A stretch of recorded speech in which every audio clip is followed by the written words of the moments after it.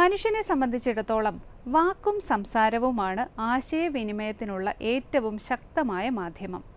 എല്ലാവരും കുഞ്ഞുനാൾ മുതൽ സംസാരിച്ച് ശീലിക്കുന്നു.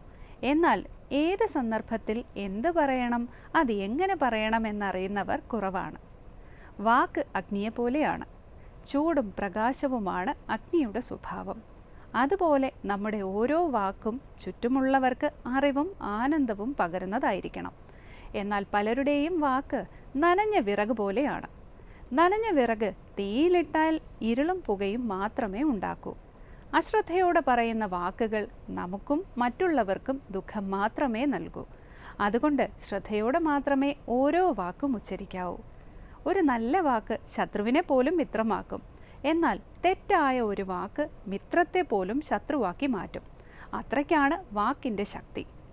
ആരോട് ഏത് സാഹചര്യത്തിൽ സംസാരിക്കുന്നു എന്ന ബോധം എപ്പോഴും ഉണ്ടാകണം.